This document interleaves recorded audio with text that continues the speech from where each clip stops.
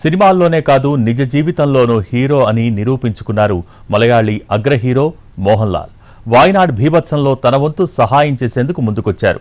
Territorial ఆర్మీలో lieutenant colonel హోదాలో ఉన్న మోహన్ లాల్ ఇవాళ మోప్పాడి ఆర్మీ క్యాంప్ దగ్గరకు వెళ్లారు. సహాయక చర్యల్ని అడిగి తెలుసుకున్నారు మోహన్ లాల్. ఆర్మీ సిబ్బందిని అభినందించారు. అనంతరం 3 కోట్ల రూపాయల విరాళాన్ని అందజేశారు. పునరావాసం కోసం విశ్వశాంతి ఫౌండేషన్కు ఆ చెక్కునిచ్చారు.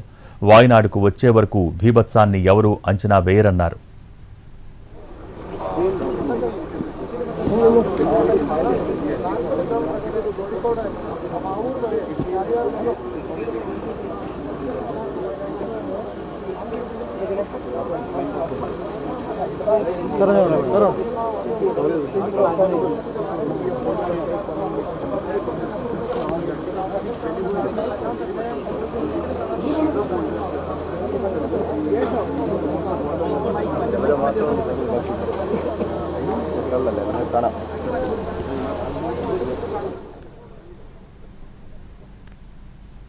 కేరళ వాయనాడ్లో సహాయక చర్యలు 5వ రోజుకు చేరుకున్నాయి. కొండ చర్యలు విరిగిపడ్డ ఘటనలో మృతుల సంఖ్య 358 దాటిపోయింది.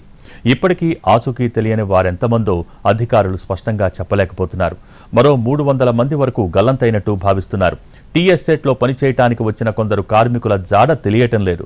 రోజు గడిచే కొద్దీ వారి ఆచూకీపై ఆశలు తగ్గిపోతున్నాయి. ఇప్పటి వరకు 346 మృతదేహాలకు పోస్టుమార్టం పూర్తయింది. అందులో 146 మందినే గుర్తించారు. కొన్ని కుటుంబాలే కడతేరిపోవడంతో వారిని గుర్తించడం కష్టతరమవుతోంది. చూరాల్మల గ్రామంలో దాదాపు సగం మంది మరణించినట్టు భావిస్తున్నారు. కొన్ని శరీర భాగాలు మాత్రమే దొరకటంతో వాటిని గుర్తించేందుకు జెనెటిక్ టెస్టింగ్ నిర్వహిస్తున్నారు.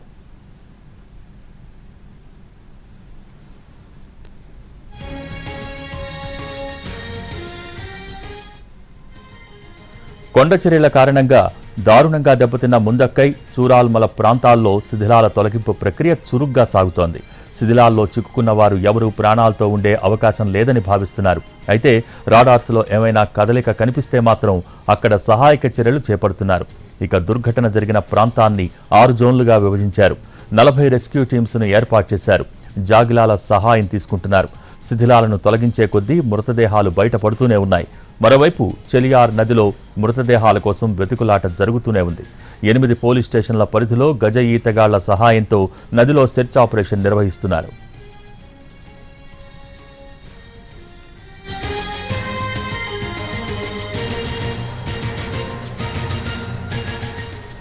వాయనాడ్ అధికారులు సరిగ్గా స్పందించి ఉంటే ఈ స్థాయిలో మానవ నష్టం జరిగేది కాదని అంచనా వేస్తున్నారు.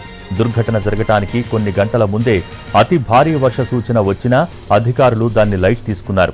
చెలియార్ నది ఒడ్డున వారిని ఖాళీ చేయించడంపై దృష్టి పెట్టలేదు. మోప్పాడి పంచాయతీ వార్డు మెంబర్ ఒకరు సోమవారం సాయంత్రం వాట్సాప్లో స్థానికులను సురక్షిత ప్రాంతాలకు వెళ్లాలంటూ వాయిస్ మెసేజ్ పోస్ట్ చేశారు. అయితే దాన్ని సాధారణ సమాచారంగానే ప్రజలు భావించారు. అధికారుల నుంచి ఎలాంటి హెచ్చరికలు లేకపోవడంతో దాన్ని లైట్ తీసుకున్నారు. గతంలో ఇలా కొండ చర్యలు విరిగిపడతాయన్న హెచ్చరికలు వచ్చినప్పుడు అధికారులు స్థానికుల్ని ఖాళీ చేయించారు.